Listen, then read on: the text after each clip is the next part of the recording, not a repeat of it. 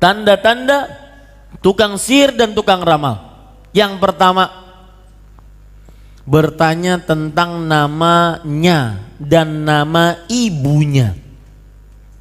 Nama pasien dan nama ibunya. Namanya siapa? Kemudian nama ibunya.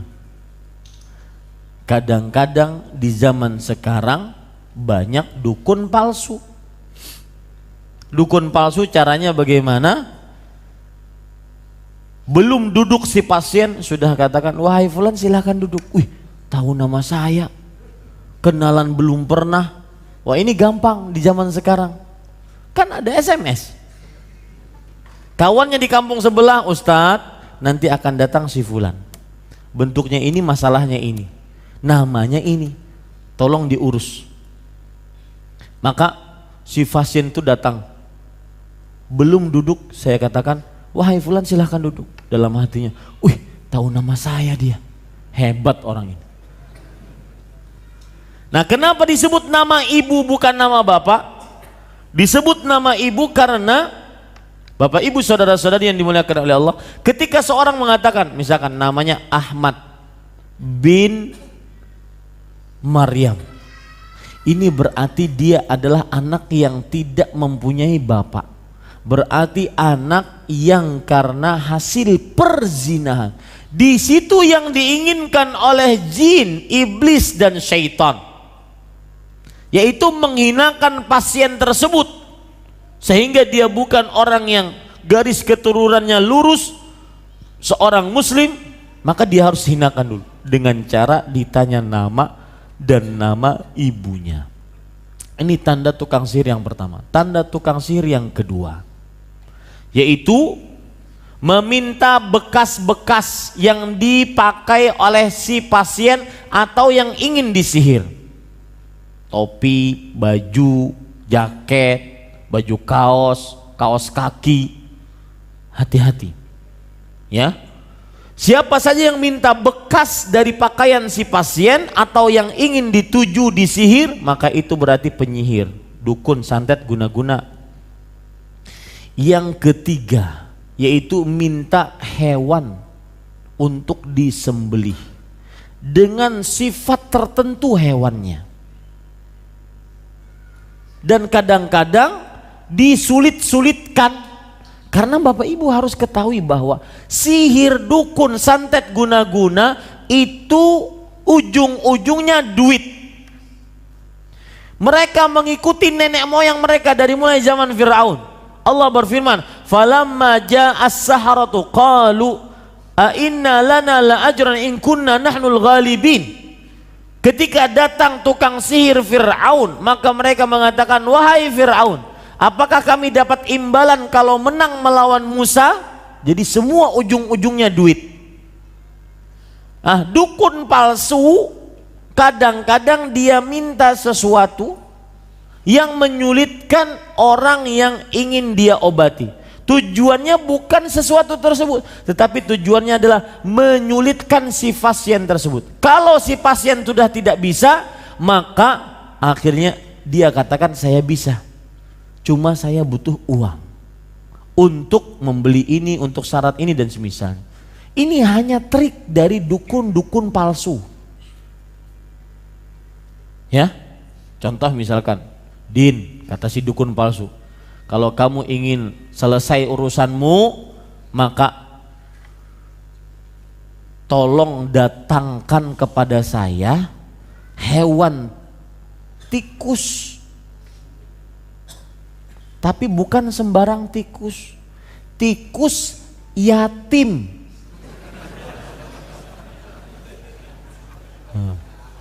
Kalau dalam hukum Islam, anak yatim itu apa definisinya? Anak yang meninggal bapaknya dan dia belum baligh. Kalau tikus yatim berarti kita harus tahu ini si bapak yang mana, kemudian umurnya berapa ketika bapaknya meninggal. Ini tujuannya sebenarnya adalah ingin mempersulit si pasien. Kalau merasa sulit, akhirnya dia mengatakan saya bisa, tapi butuh uang. Nah, uangnya ini yang diinginkan. Tukang sihir, santet, guna-guna, pelet, atau yang dikatakan tabib, ya, mereka itu ujung-ujungnya duit. Ujung-ujungnya duit. Apalagi tukang sihir palsu, gadungan, abal-abal, ujung-ujungnya duit. Contoh yang ujung-ujungnya duit. Suatu ketika pernah di Afrika, ini cerita hakiki, orang cerita melalui video. Saya pernah nonton videonya. Dia bilang, saya bukan orang yang sebenarnya bisa mengobati penyakit. Saya orang biasa, tetapi orang-orang percaya kepada saya, akhirnya ya ke pojok mau tidak mau. Sampai datang suatu ketika klub sepak bola. Di Afrika terkenal dengan klub sepak bola, betul? Maka ketika sebelum bertanding mereka minta disihir dengan cara dirajah. Rajahlah tubuhnya. Di mana dirajahnya? Kata si dukun, kami cuma ingin di punggung sama di kaki, agar kalau nendang benar-benar kencang. Dirajah, selesai, sudah kalian pergi, main sana. Habis main mereka datang. Hei dukun, kami kalah. Kalah. Mana uangnya yang sudah kami kasih kepada kamu? Jadi ujung-ujungnya duit. Si dukun tidak kalah akal. Sebentar, jangan marah dulu. Kalian kalah kenapa? Ceritakan bagaimana kalian kalah. Gol terakhir semenit sebelum habis waktu, dari pihak lawan, klub lawan menyundul dengan kepalanya. Kata si dukun, oh, jangan salahkan saya. Saya cuma merajah di badan dan di kaki. Kepala kalian tidak minta dirajah.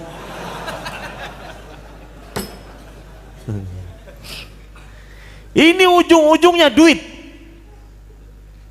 Ya? Ujung-ujungnya duit. Maka jangan heran kalau ada berita dulunya ustadz dipanggil tabib, kemudian ngibulin orang, ngambil harta orang banyak. Ini memang seperti itu, titisan dari mulai dahulu. Titisan dari mulai zamannya Fir'aun, tukang sihir Fir'aun. Falamma jaa as-saharatu qalu inna lana la ajran in kunna nahnul ghalibin. Ketika datang tukang sihir Fir'aun, mereka mengatakan, apakah kami akan mendapatkan imbalan kalau menang melawan Musa? Tanda tukang sihir yang lain yaitu memberikan kepada pasien atau kepada orang yang datang sesuatu yang harus digantung, dikubur, dipakai. Nah, ini tukang sihir, pasti itu sudah, ya pasti. Pernah suatu ketika Pak di Arab Saudi, pas saya cerita seperti ini, di kajian langsung orang mengeluarkan, rupanya dia sadar, diberikan kesadaran oleh Allah, langsung mengeluarkan, Ustadz, ini saya bertobat. Sebelum ke Arab Saudi, saya dibawa oleh seseorang ke keluarga saya yang dianggap pintar. Di situ dia nulis sesuatu pakai bahasa Arab, katanya suruh disimpan di dompet. Ini Ustadz, saya nggak paham, ini bahasa Arab. Ternyata apa tulisannya Pak? Pakai bahasa Arab, Iqra al-Fatihah, bacalah surat al-Fatihah tis'a marratin binafasin wahid. Baca surat al-Fatihah 9 kali, 1 kali nafas.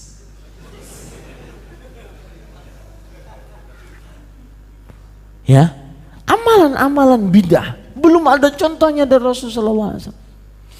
Nah ini Bapak Ibu saudara-saudari, siapa saja yang memberikan itu kemudian disuruh simpan, digantung, ataupun dikubur, atau apa saja yang diberikan, maka ini termasuk dari sihir. Tanda sihir yang selanjutnya yaitu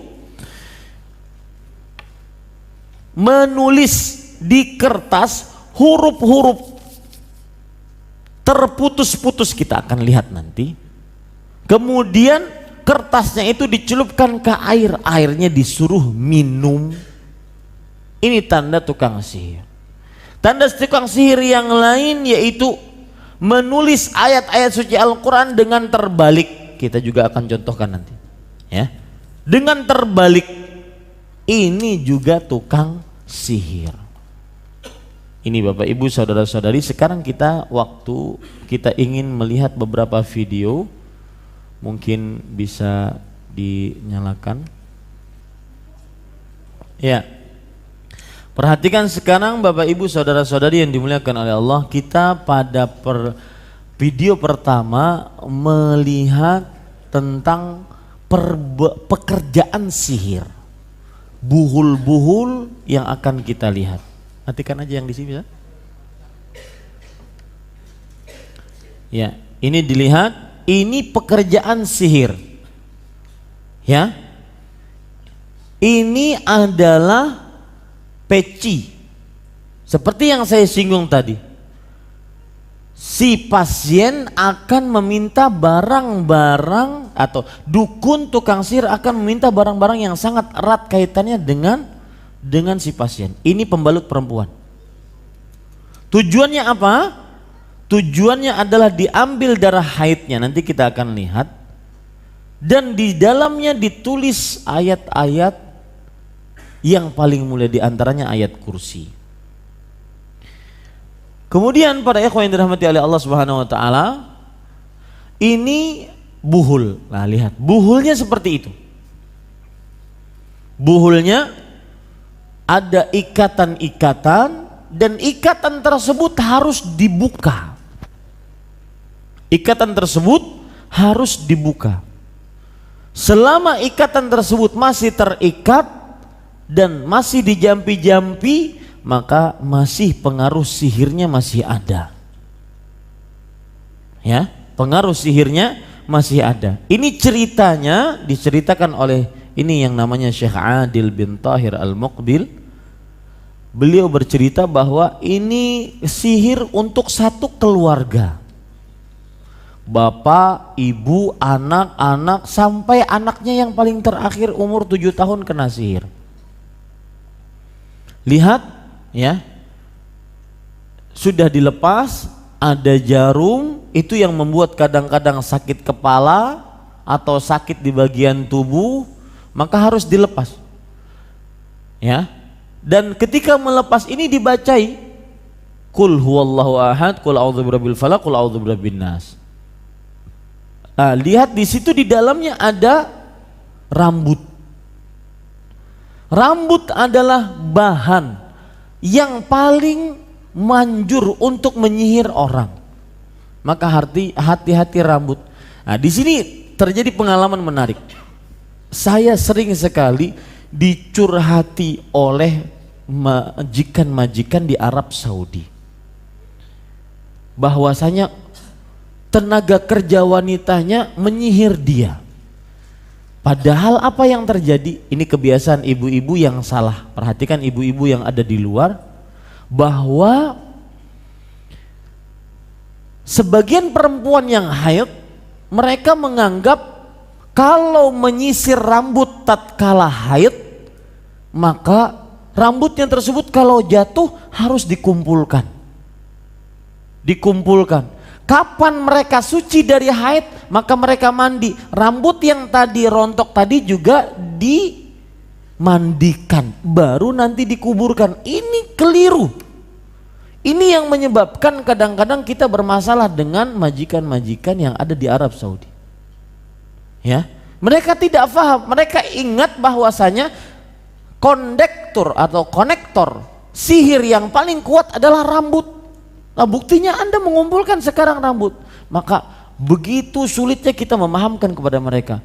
Ya ukhti, wahai ibuku, wahai saudariku, ini bukan sihir, ini kebiasaan wanita Indonesia. Kalau lagi haid mereka nyisir, rambutnya jatuh mereka kumpulkan. Lalu kalau mereka mandi suci, maka mereka akan mandikan juga itu rambutnya, baru dikubur. Maka orang Arab mengatakan, hadza, katanya. Apa ini? Ini nggak ada agamanya yang seperti ini. Ya, ibu-ibu yang di belakang, hati-hati, ini tidak ada agamanya yang seperti ini. Ya, isinya lihat.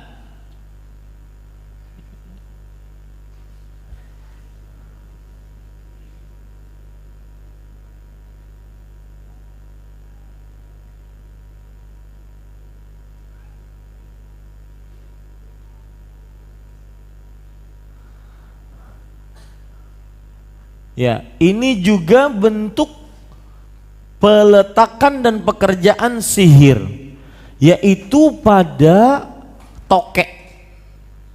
Ini hewan tokek. Jadi tokeknya dimatikan, dimasukkan perbuatan buhulnya itu di dalam perut tokek. Ya, ini Bapak Ibu saudara-saudari yang dimuliakan oleh Allah. Baik, kita lihat video yang lain. Ini video menceritakan tentang bahwa buhul, ikatan-ikatan yang sudah dijampi-jampi tadi diletakkan pada tempat-tempat yang sulit dijamah. Di antaranya ini rumah tua Arab Saudi begini dulu, tanah liat sebelum mereka kaya. Ya, ini mereka simpan di mana? Di atas atap rumah tua. Agar, dan lihat di sini juga ya, selalu ada benang-benang sebagai buhulnya, pengikat-pengikatnya. Kemudian lihat di sini kertas aluminium foil. Fungsinya apa? Agar tidak cepat rusak. Karena seperti yang saya ucapkan tadi, kapan dia rusak maka akan hancur pengaruh sihirnya. Makanya ketika Rasulullah kena sihir, yang memberitahukan di mana buhulnya itu adalah malaikat. Lah Ustadz, kalau kita gimana? Siapa yang memberitahukan? Maka jawabannya kita berdoa kepada Allah.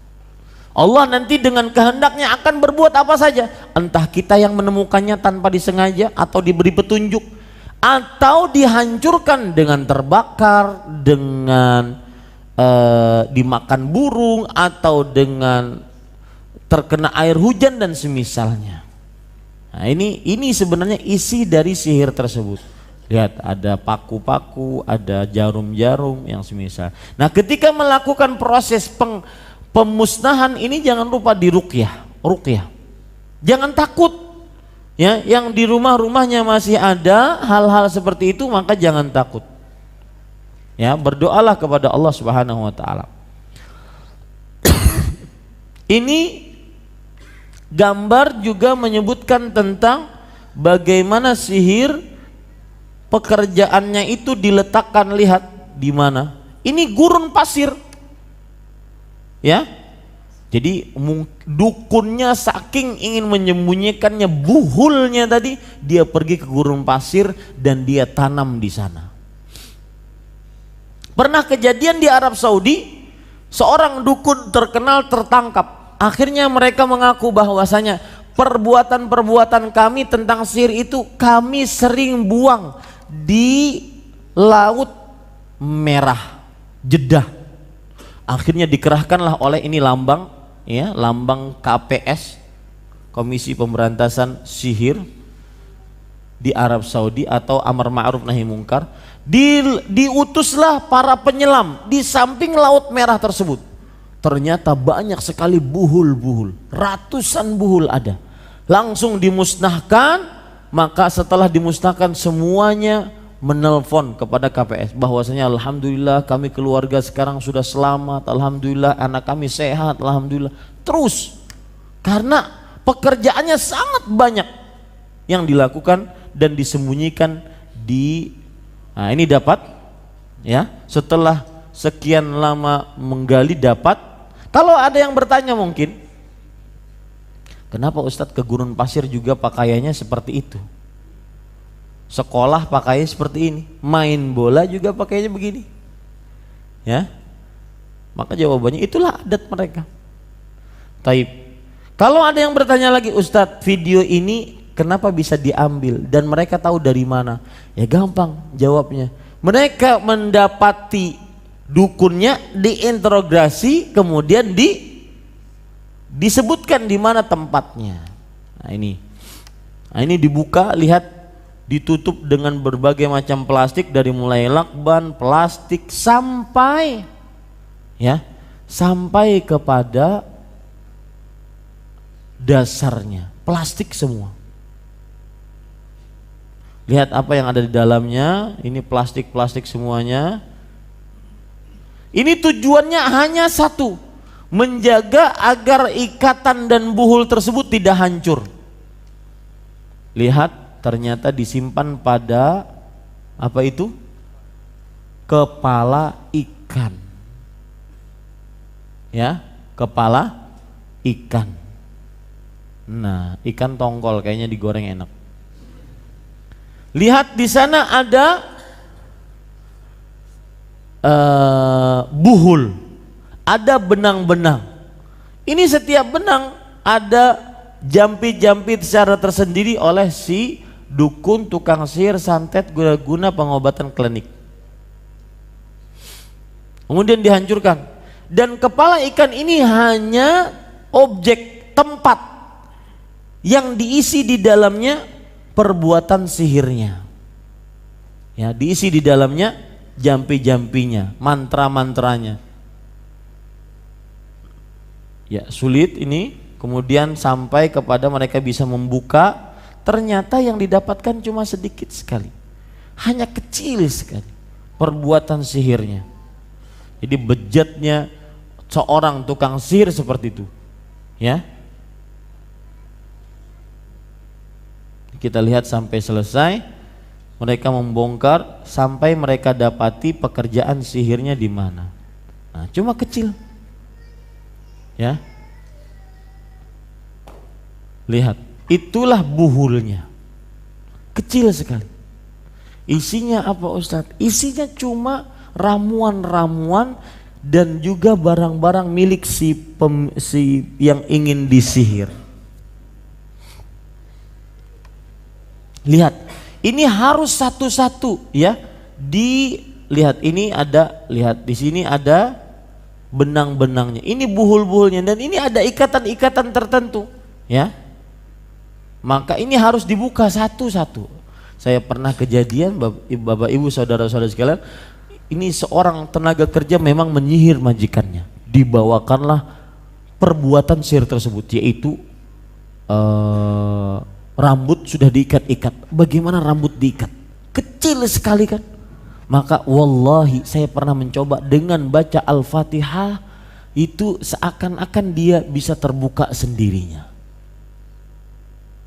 Ya, rambut yang diikat-ikat tadi untuk disihirkan tadi seakan-akan dia mendapatkan bisa untuk dibuka. Nah, itu hanya isinya seperti ini, lihat. Ya. Ini isi dari sihir yang dilakukan oleh orang tersebut tadi. Ya, lihat. Nah, di sini harus dimusnahkan. Semua yang berkaitan dengan ikatan-ikatan harus dimusnahkan satu-satu. Dan jangan lupa membacakan qul a'udzu birabbil falaq, qul a'udzu birabbin nas, qul huwallahu ahad. Harus dihancurkan satu-satu. Agar kita benar-benar yakin bahwa memang semua ikatan sudah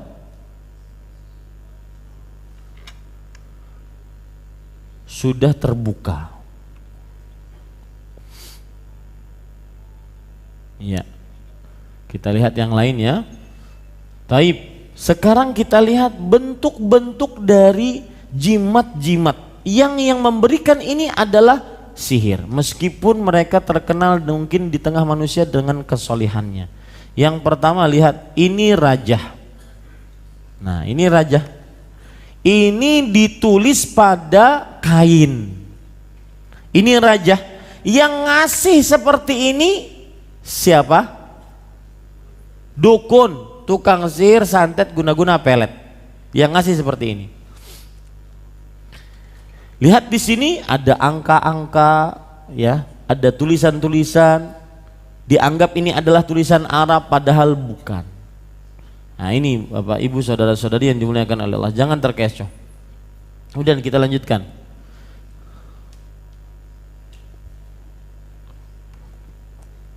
Ini juga bentuk rajah yang ditulis di kain.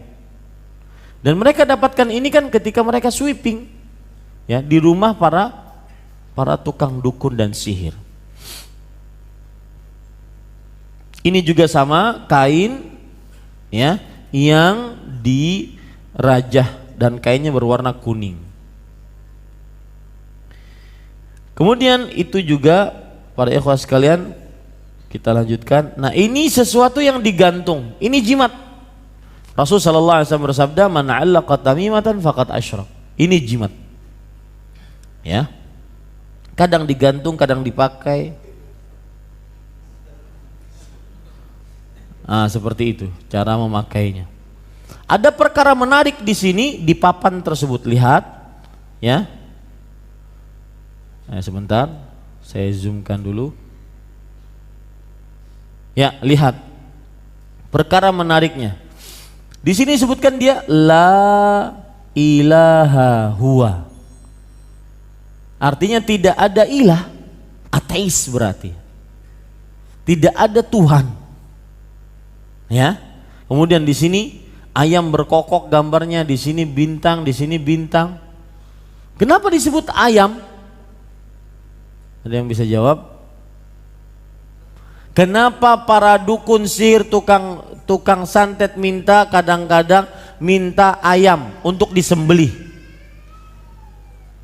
Silakan.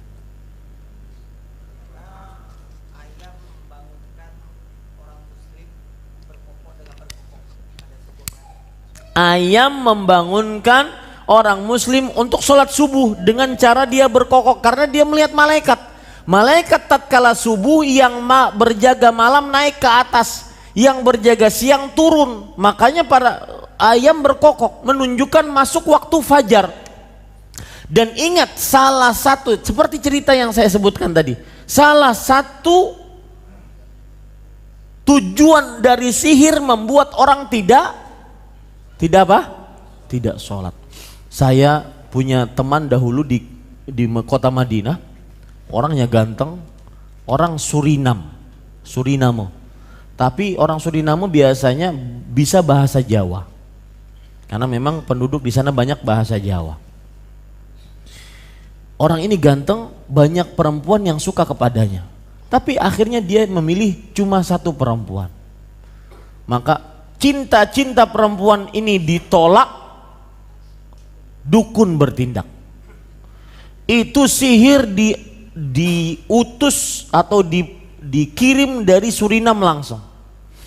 Apa yang pengaruh yang dia dapatkan? Setiap kali ke Masjid Nabawi mendengar azan kabur, membuat orang tidak sholat. Ya, makanya yang disembelih adalah ayam, membuat orang tidak sholat. Kita lanjutkan. Ini masih gantungan-gantungan jimat. Nah, ini juga perhatikan baik-baik. Ya, ini yang disebut dengan huruf-huruf yang terputus-putus. Ba, sin, mim. Kalau kita bismillah, ba, sin, mim. Lihat ini juga tulisan Ar-Rahman terbalik. Yang aturan alif dan lamnya itu di kanan, dia di kiri. Ini menghina nama Allah. Kemudian ini juga tulisan Allahnya terbalik. Terbalik enggak? Terbalik. Ini penghinaan terhadap Allah Subhanahu wa taala.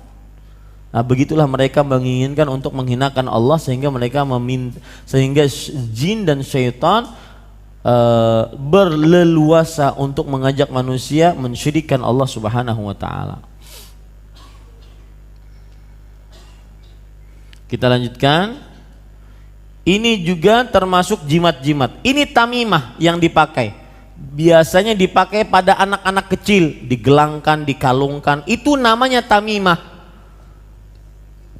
Nah, ini namanya tamimah. Nabi Muhammad SAW bersabda, "Man 'allaqa tamimatan faqad asyrak." Barang siapa yang menggantung tamimah, maka sungguh dia telah berbuat syirik.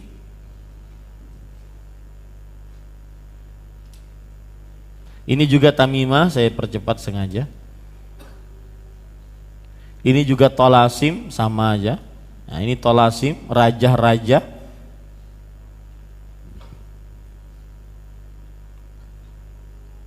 Ini juga jimat, lonceng, ya, yang mana rumah tidak akan dimasuki malaikat dengan adanya lonceng. Kemudian ini cincin yang sudah beraja, hati-hati kalau Anda diberikan cincin, mungkin itu sudah beraja, ya. Bersikap hati-hati boleh. Nah, ini cincin. Di mana letak cincin tersebut? Tertulis rajahnya di belakang sini. Ya, di belakang sini. Ini Bapak Ibu saudara-saudari yang dimuliakan oleh Allah. Nah, ini juga menarik. Ini adalah papan, tertulis padanya ayat surat Al-Fatihah. Ya, lihat, Bismillahirrahmanirrahim, Alhamdulillahirabbil alamin, Arrahmanirrahim, Maliki yaumiddin, Iyyaka na'budu wa iyyaka nasta'in, Ihdinas siratal mustaqim, siratal ladzina an'amta 'alaihim ghairil maghdubi 'alaihim waladhdallin. Amin. Al-Fatihah. Ya, Al-Fatihah, tapi lihat belakangnya. Mungkin orang mau menjadikan ini sebagai koleksi. Ternyata lihat di belakangnya, ya. Ternyata jimat, menghinakan nama Allah, ya, simbol-simbol yang minta kepada jin. Nah, ini seperti ini. Ini Bapak Ibu saudara-saudari, terakhir karena waktu yang tidak cukup saya ingin membahas ini, yaitu dukun yang kita bicarakan tadi. Ini orangnya. Dia sekarang disuruh oleh syekh bagaimana kamu menyembah jin. Lihat, ya, dia memakai baju khusus, kemudian setelah itu dia menutup kepalanya, kemudian setelah itu dia membakar bukhur, yaitu kemenyan Arab yang wangi. Kemudian setelah itu coba lihat, dia memukuli dirinya sendiri dengan cambuk, ya. Dia memukuli dirinya sendiri dengan cambuk. Ini dukun beneran seperti ini, bukan dukun-dukun palsu. Dukun yang memang menyajikan sesaji untuk jin dan syaitan. Kemudian para ikhwan yang dirahmati oleh Allah Subhanahu wa taala, kita lanjutkan.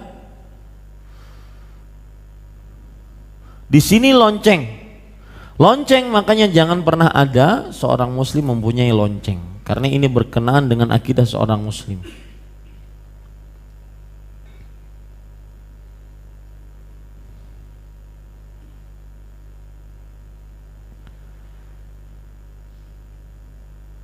Ya, kita lanjutkan. Ini darah-darah dari percikan menyembelih untuk selain Allah.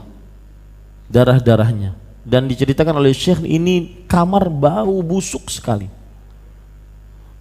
Ini juga darah-darah. Dari dia dipersilahkan untuk menyembelih, ya, sampai